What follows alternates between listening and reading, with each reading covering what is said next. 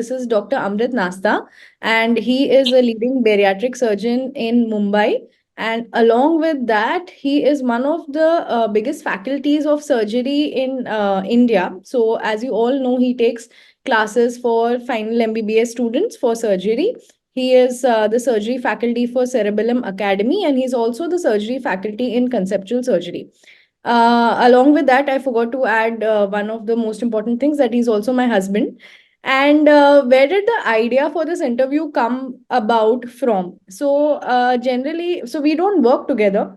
But when I go back home and we discuss our day, there are many days that we discuss what happened in the OT and how could it have been managed better. Of course, as an anesthetist, I love to crib about surgeons. So I crib to him and he gives me a perspective of why the surgeon did what he did. And also, the most important thing that I have carried in so many years is he tells me what he expects from his own anesthetist. So that has helped me develop some qualities as a good anesthetist, because I always, whenever I do a case, I always think, okay, what does the surgeon want from me?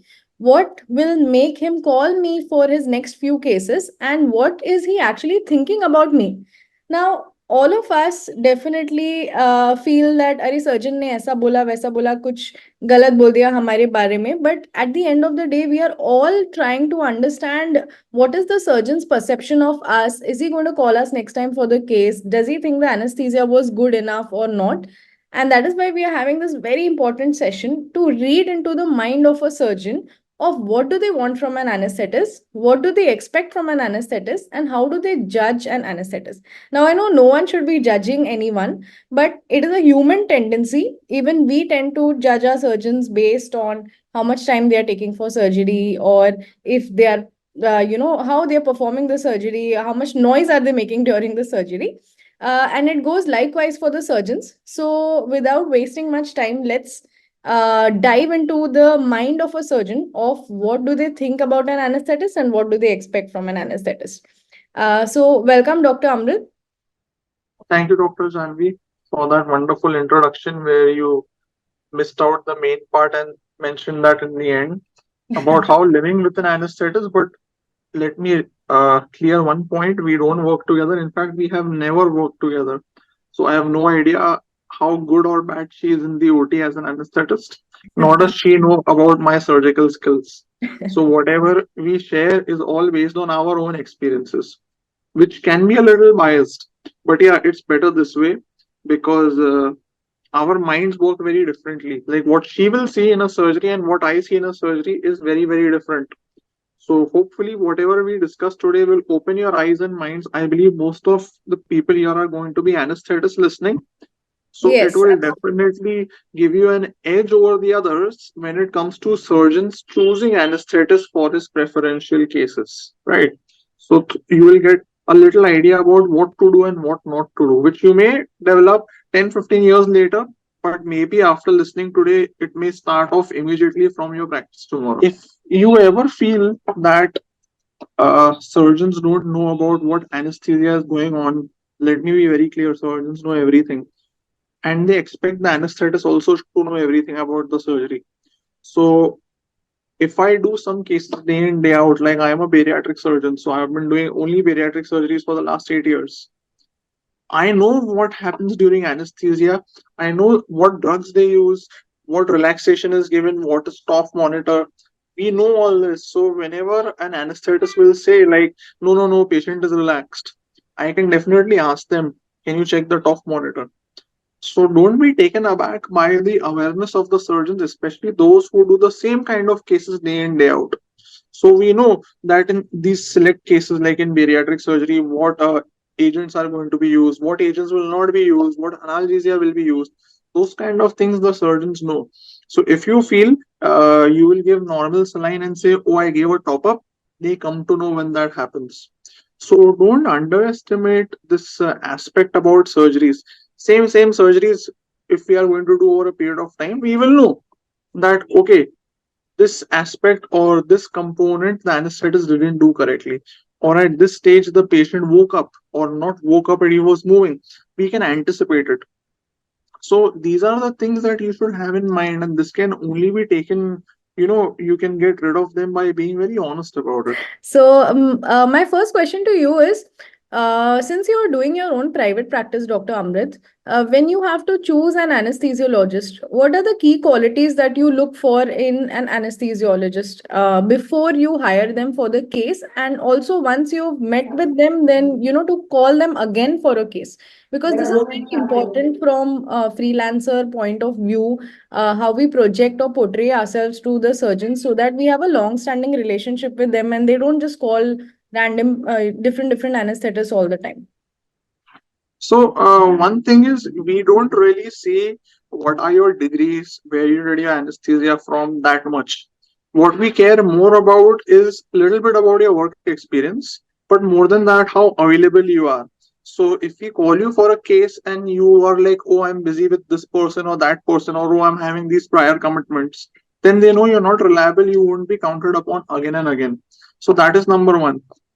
Other is when you come for the case, if it is a medium or a low risk case, we don't want too many investigations to be asked, or we don't want the patient to be troubled that okay, he needs to get his pre-anesthesia evaluation done. Then you ask for things. So a lot of things in private practice the surgeon will do at his own end. So when we do bariatric surgery, we know these are the high risk patients, and before the anesthetist will ask, I will get his 2D echo done or his PFT done. So in most cases, when I'm asking someone to come, I feel that they should know that okay, not many things are going to be asked. They should be available, and of course, the performance in anesthesia undoubtedly is required. Most anesthetists are good anesthetists on the table, but what also matters is how they handle the patients in the pre-anesthesia, and of course, a little bit in recovery. So, can you tell me, like, starting from induction to recovery? Suppose I am coming to give anesthesia to your patient for the first time. How will you judge me as am I a good anesthetist or am I not so good anesthetist? So, what will be your points where you will, tick, tick, tick, give marks to an anesthetist? Yeah, so these kind of calculations are going on in our mind from the start, no doubt about it. When how it starts is the first time you see our patient. Are you going to ask for things while they are going to get induced, or are you going to calm them down a bit? If the anesthetist talks to my patient, says okay, I am the anesthetist, I will be giving you anesthesia, a little calming influence, because surgeons are always in a hurry, they don't even have the time to talk to their patients on the day of the surgery. So if they do this little extra before, tick, that is the first tick. Second tick, of course, is how they are precise with they are taking IV lines. Like bariatric patients, IV is very difficult. So IV Hmm. lines, arterial lines, neck lines, the induction process, how calm they are. Hmm. Because many anesthetists will, induce the case comfortably, but not make the surgeon comfortable and patient comfortable. They just go about doing their job. Surgeons are noticing all this. Like, are they keeping the OT environment at ease? Intraoperatively, of course, we look at the relaxation. Patient should not move. The blood pressure should be at a certain level. Different surgeries require different levels of blood pressures. How smoothly the person recovered from surgery. These are the obvious things, but the subtle things are how much does the anesthetist help me during the surgery apart from just keeping the patient under anesthesia? Like Hmm. senior anesthetists who have worked with us in the same kind of cases, if we get stuck at a certain stage, the surgeons are so into that mentality that okay, this has to be done, this has to be done. Sometimes we are lost. We do look to the anesthetist to rescue us, at least give some inputs. So we don't take you as okay, you are on the other side of the patient and you are only going to give anesthesia and keep them under. We also look for surgical advice. Like, okay, do you feel this part needs to be sutured, or does it need to be clipped, or is the hemostasis looking good? Those kind of surgical contributions are also expected from the anesthesiologist. If things go, like if the surgery is getting delayed, it happens. Like many times we encounter, unexpected complications during the surgery. Now, instead of me dewashing and going and asking or informing the relatives that things are getting delayed, I tell the anesthetist, will you go and talk to the patient's relatives? They never say no. But if you start saying, no, this is not my job, you have to talk to the patient's relatives, of course, it will put the surgeon off, because then he has to dewash, go, explain, come back, wash up again, and restart. They need a little peace. when things are going wrong, that should come from the anesthetist side. Basically, you want them to help you along with keeping the patient well anesthetized and stable. And but The I whole have deal, a yeah. question about this. Does it involve picking up your mobile phone calls, messages? मैं ये hospital में आ रहा हूँ, वो hospital में आ रहा हूँ, because many surgeons do this. They keep their phone on ringer and they expect you to pick up every call. Now, I have no problem doing that because I love talking anyways. But the problem arises when suppose my patient is coming out of anesthesia, out of relaxant, and I at the same time I have to give relaxant, and there is a call coming, and then some surgeons get pissed off if you don't pick up the call. So, what do you think about that? In most of the private and corporate hospitals, there is a lot of technical staff who answer the calls. So we leave it to them. It's only when they are not there that we expect the anesthetist to take the call. But and let me tell you why. Every surgeon feels every call is a future patient's call, right? So they feel patient is calling for an inquiry. So if I miss the call, the patient may go to some other surgeon. They don't want that to happen. तो Oh, so you जितने don't call know आए, these secrets. yeah, it is all mathematics and calculations that they are doing. That if I miss the call, the patient, it may be a patient who may go to someone else because I missed it. Oops. That's why they get irritated, if you don't take the call. Okay, so that is one thing that I wanted to ask you. Another thing, out of all the things that you mentioned, you said that you are going to see how meticulous an anesthetist is going to be in anesthetizing your patient, like in the beginning. How well they put the IV, how well they intubate. But all patients are not very easy. Sometimes it may take time to put an IV, it may take time to intubate, and you don't want to rush things because you don't want to create a mess. So, do you think the speed at which an anesthetist induces makes a difference to the surgeon कि ये बहुत slow anesthetist है या ये बहुत fast है? Or is it okay if we take some time but do things properly? Like, since the time I have started my residency and so on and so forth, I've always seen anesthetist saying jaldi karo, because the surgeon will get pissed off that we are taking so much time to induce. So, is that a correct perception or not? I would say 50-50. At some stages the surgeons do expect a bit of urgency when they know for themselves that these kind of patients at least look to be easy cases for anesthesia induction. I'll give you an example. When we do bariatric cases, some patients are 30-32 BMI, which is not a very big patient. These kind of patients, we expect that there should not be too much of difficulty in finding IV line, securing the airway, and inducing the patient. So in these patients, if things are getting delayed, surgeons do get irritated as to why is it happening. And then they start wondering, is it because of lack of meticulousness or the anesthetist being over precautious and still taking their own time?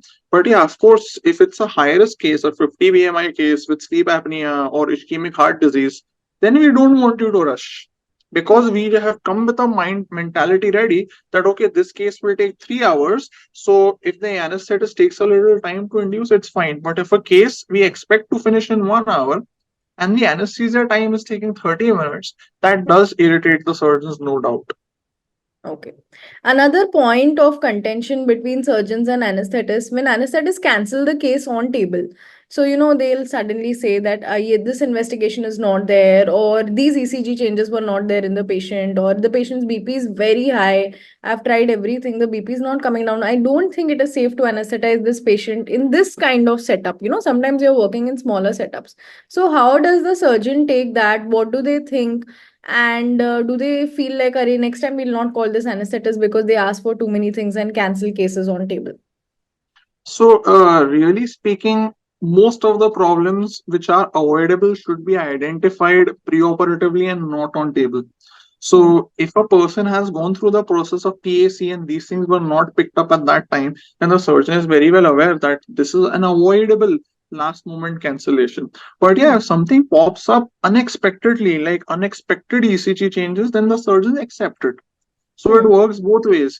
But something missed on PAC identified intraoperatively or just before inducing, of course, that in private practice means a lot of resources are lost because patients are paying from their pockets or their insurance even to get admitted. let alone undergo the procedure.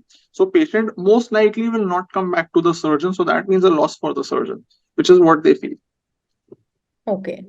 All right. So my next proper formal question to you is, how important is communication between a surgeon and anesthetist during the surgery? Because there are some times, I'll give you an example. Sometimes just after induction, I've given general anesthesia, and when the surgeon takes an incision, the heart rate goes up. It is expected. There is going to be a painful stimulus, it will go up.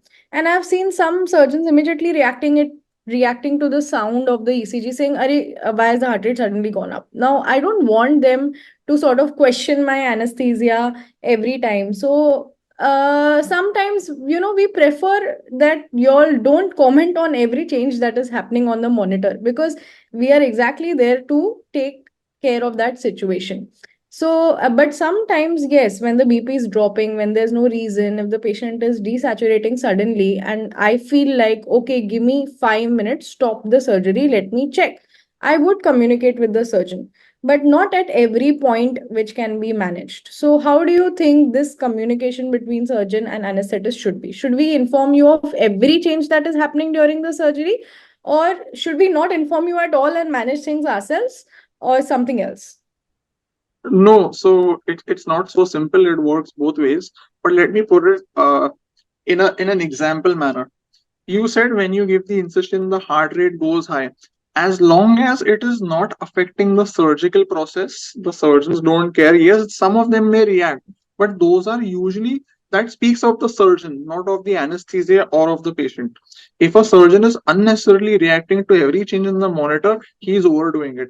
An experienced surgeon who is working with the same anesthetist every time, they know the anesthetist will take care and will only inform when something is drastically wrong. I'll give you one recent example of starting a surgery. So we were doing a achalasia surgery, and the moment we gave the pneumoperitoneum, we were three surgeons operating, and we were okay. We gave the pneumoperitoneum. We were about to put the other ports, and then the anesthetist told us that just wait 1 minute, deflate the abdomen, remove the pneumoperitoneum.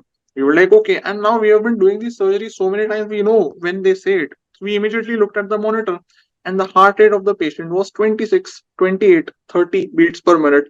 So we know that she raised an alarm when the heart rate reached a level where our intervention was needed. It was otherwise, she would have given atropine, she would have realized the peritoneal stretch is causing this bradycardia, and she was trying to handle it herself. When it couldn't be, she had to raise an alarm. So, this kind of balance every surgeon will accept. But not each and every step has to be informed to the surgeon unless you want to make them aware or you want to identify why did this happen. Like suddenly BP falling, is Hmm. there any ongoing bleeding? Those kind of things, of course, the anesthetist should ask the surgeons, but not each and everything. It will also break their rhythm because they are like, okay, is the anesthetist so underconfident that she's asking me each and everything? But if the surgeon is topping you on everything that is happening on the monitor, it speaks of the surgeon, which unfortunately is not your fault. Okay.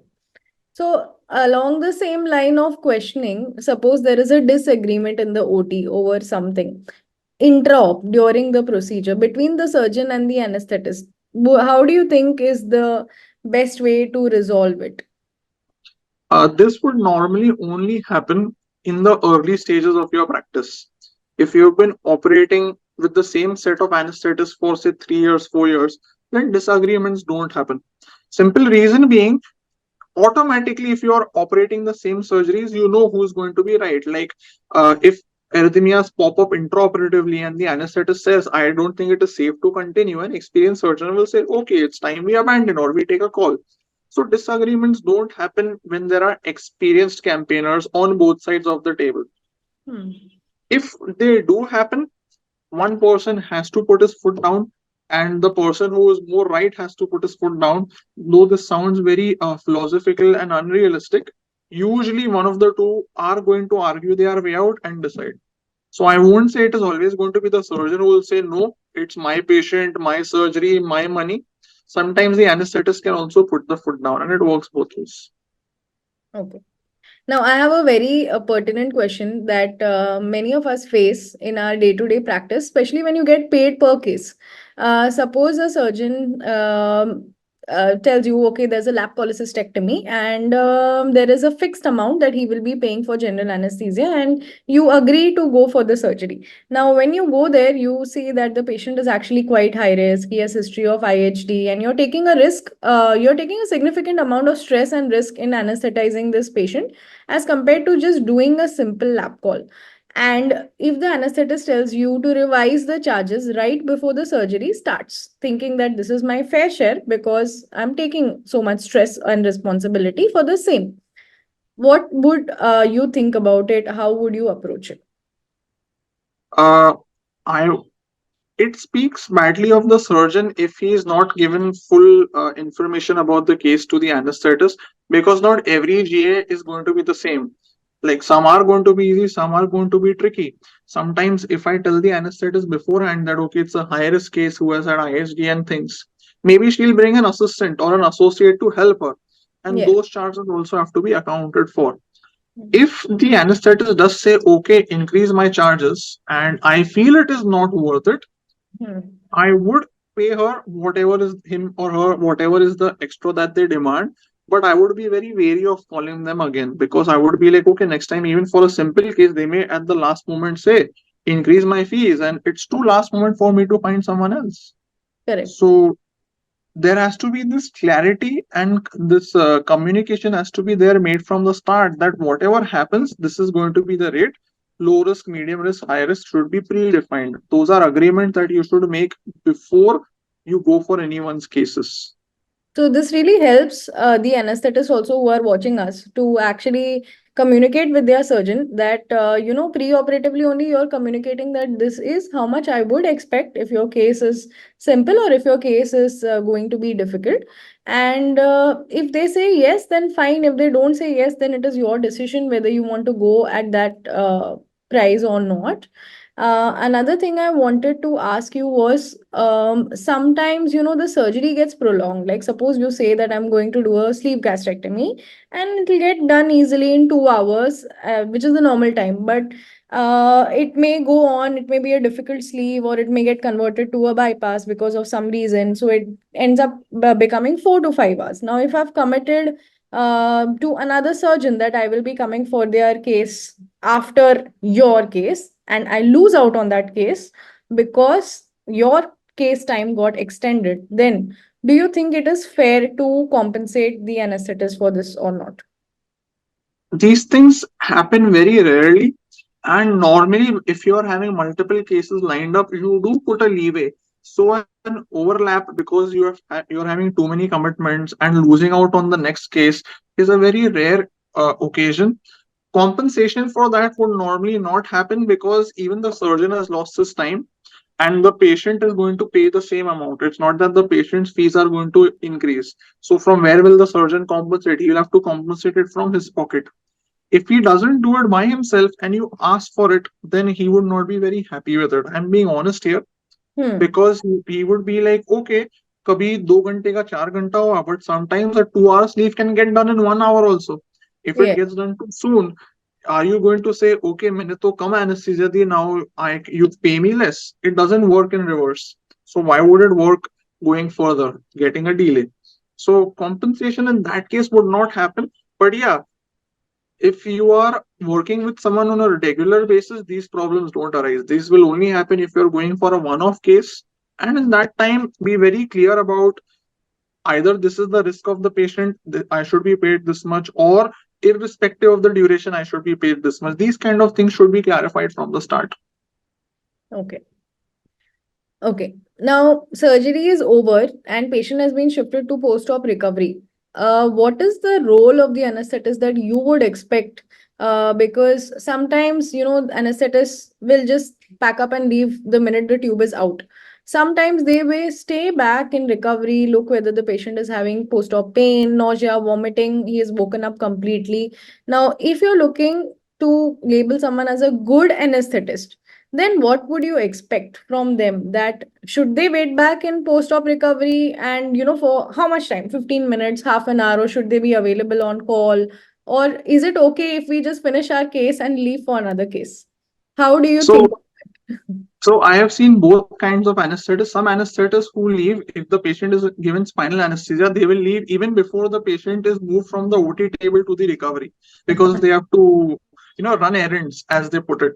So no, of course that's a strict no-no. But on the other hand, as long as the patient is had a comfortable extubation and he's in the recovery, and there are people to look after in the recovery, like in a corporate setup or in a government setup, most recovery will have staff.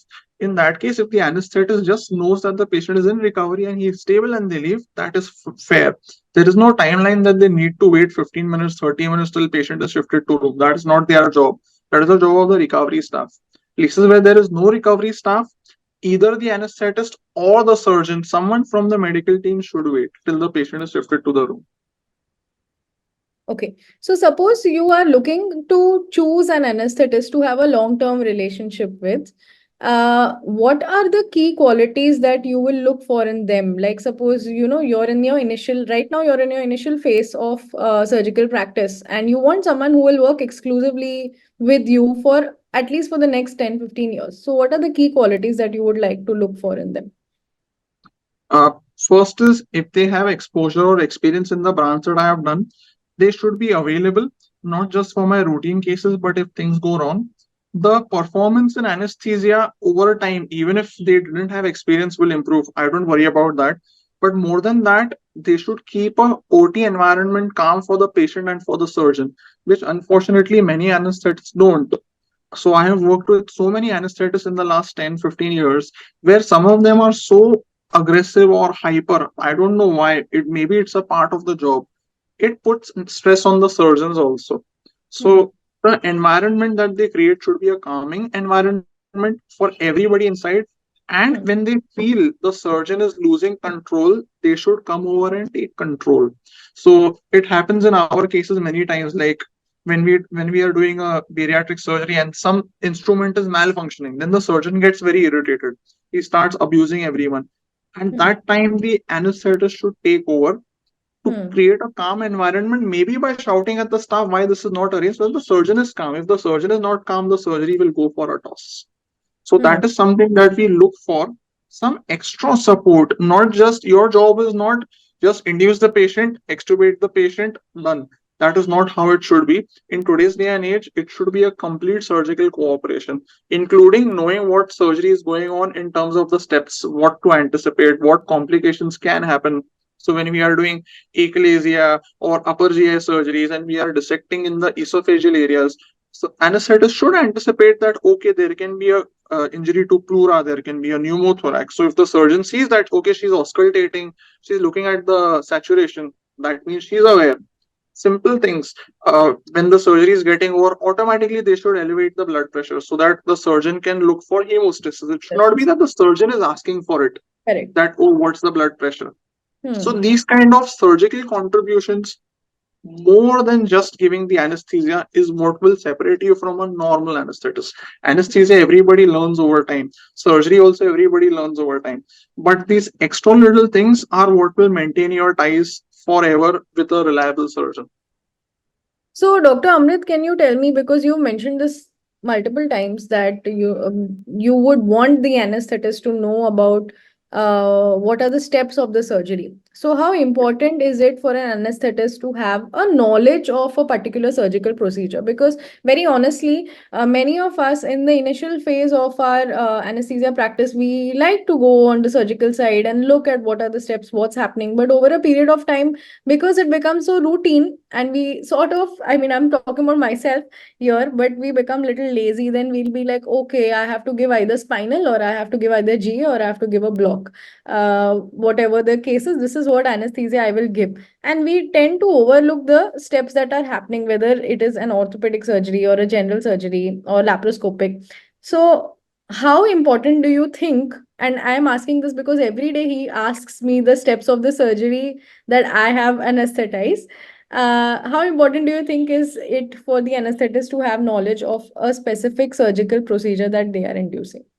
And can you give I, an I will example of the same? I will put it in just one line.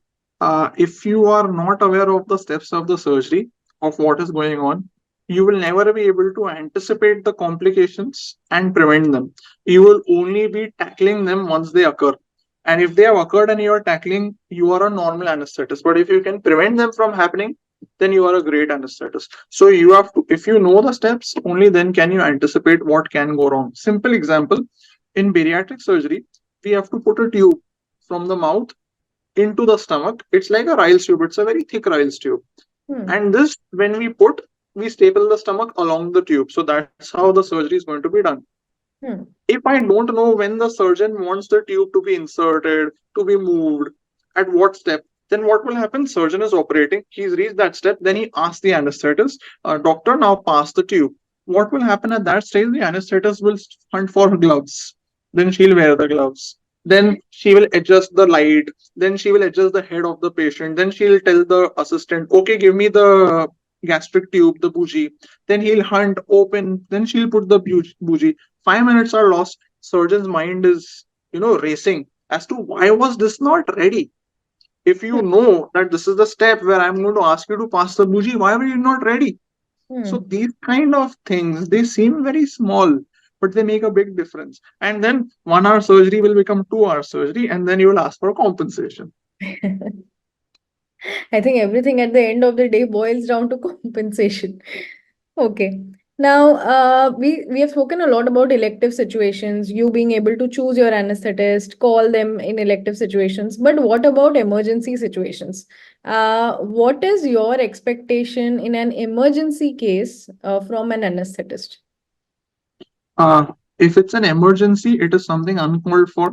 Surgeons are already very stressed, so they are not going to bother too much about the environment around.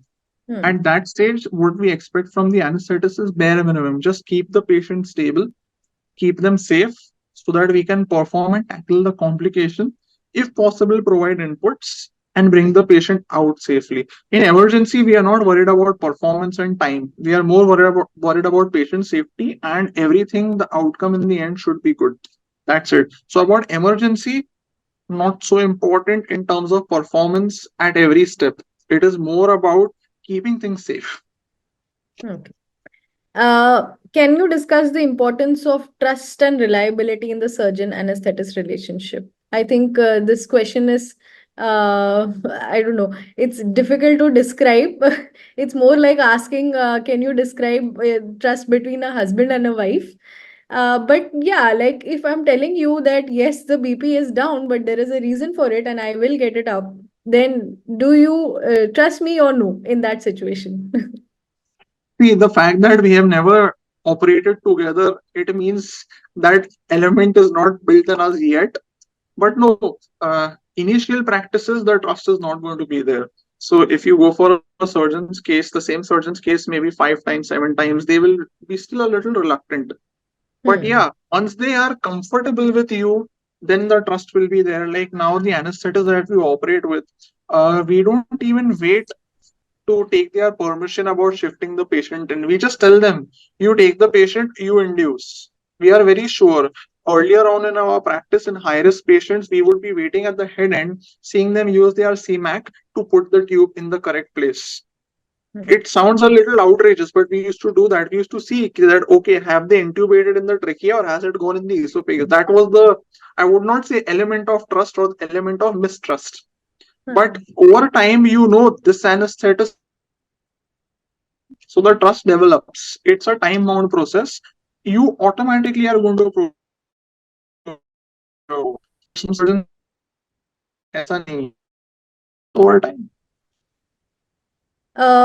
What do you feel about, in the initial years of anesthesia practice, because we want to make our name be known to every surgeon, we tend to overcommit ourselves and take too many cases in a day or commit to too many surgeons that I will be there.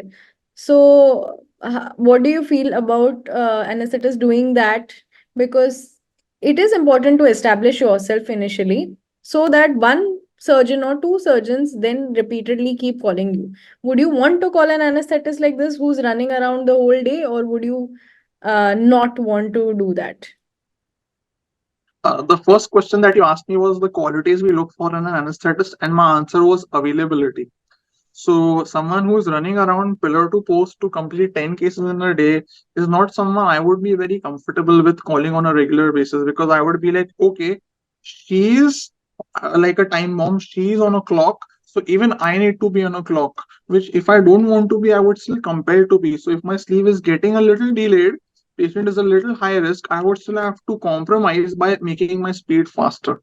So no, that is not something I would recommend you to do even in your initial days of practice. In fact, more in the initial days, because that is the period when you will make mistakes. So ek taraf you are making mistakes, other taraf you are exposing yourself to such unnecessary scenarios. It will only affect your status in the surgical field. So just trying to butter my ego as an anesthetist, if you prefer to work with me, would and I was not available for some case of yours, would you reschedule your surgery, your elective surgery, just on the basis of my availability?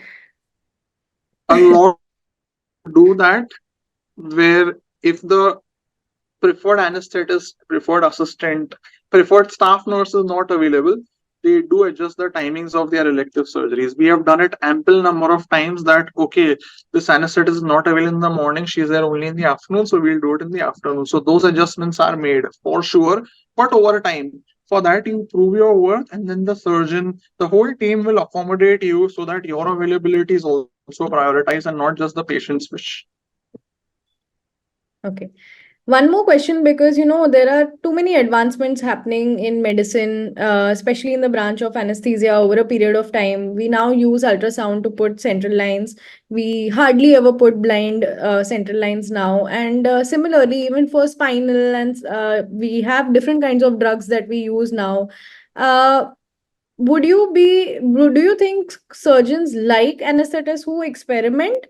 Um, I would call it experiment, or rather try to learn new things and then use it in your cases, or do you prefer the age old whatever is going on, jaise chal raha hai waise chalne do, and don't play with my patients, sort of? I This would depends on. play with the patients. I think that's a wrong way to put it, but rather, don't try anything new because it's my patient. If you want, you do it in some other surgery. No, so this depends on the surgeon. New young surgeons like me are more than happy where anesthetists use newer technologies, as long as it will do no harm, which I feel is the case with most technologies. So nowadays in anesthesia, in our cases, who have a very big neck and who are having sleep apnea, anesthetists use a different way of mask ventilating. They put nasal prongs for mask ventilation, which to an old timer bariatric surgeon would look a little outrageous. But then Hmm. the anesthetist will tell us, see, we don't have to hold their jaw up, and this will straight away go from the nose. It will not be affected by an occluded airway. So those kind of things, newer surgeons are very prone to accepting, using CMAC for intubation versus the conventional, those blades that you use, the Macintosh. I think Agree. that's what it. So we are more than happy if you are using CMAC kind of devices, and younger surgeons will be more appreciative as long as we see some outcome difference in the patient safety. Okay. So I think we've discussed most of the things that you all need to know what goes on in a surgeon's head when he is working with an anesthetist.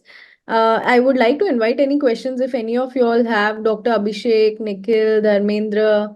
Some people have not written their names. iPhone, Zoom user, Ujwal. If anyone has any questions for a surgeon over here, or even any sort of everyday scenario that you have faced in your practice, and you would like to put forth the same thing as to how is an acceptable reaction from a surgeon for the same. While we wait for people to ask their questions, I would just throw on a few experiences or a few pieces of advice. A lot of times it happens that something goes wrong in the surgery and the anesthetist is panicking. That is the one thing the surgeon would hate to see. At least the anesthetist, if no one else, should maintain a state of composure. It will keep the surgeon composed, and it will ensure that whatever complication has happened will be taken care of. So that composure should come from the anesthetist. Surgeons are very, they get very easily irritated. because they are fatigued. Hmm. Standing for 3 hours, 4 hours, and things are not progressing. You are cutting the wrong vessels, wrong tissues is bleeding. They are totally getting fried in their head. The anesthetist should exert a calming influence and maybe even provide some inputs. This not many anesthetists do. I have worked with many of them don't, but the ones who do are truly going to be appreciated. Don't feel it's not my job. Hmm. Patients surgery, patients recovery is the job of the team, not just of the surgeon or the technician or just the anesthetist alone. I always say the surgeon is the brain of the surgery, the anesthetist is the heart of the surgery. Both have to work in sync for the surgery to happen safely. I think that's very important for us to understand. Over a period of time, we do get a little complacent that, surgeons are anyways always anti-anesthetists. It's never like that.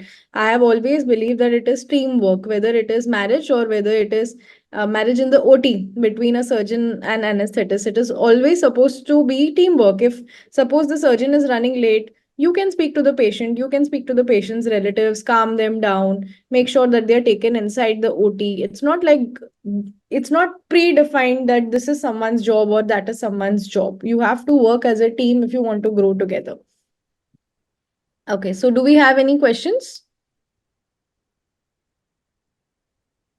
All right. I think we have all happy and content anesthetists over here. They don't have any grudges against their surgeons. So thank you so much, Dr. Amrit, for joining us today. Thank And you. we will be putting this on YouTube because this is a very interesting session. And I think every anesthetist should watch this session to understand what is expected from an anesthetist from a surgeon's point of view. And with that, we'll wrap this up. If you have any questions, you all can also leave it in your comments and we will make sure to answer it. Thank you so much for Thank joining you. us today, sir. Thank you. Thank you.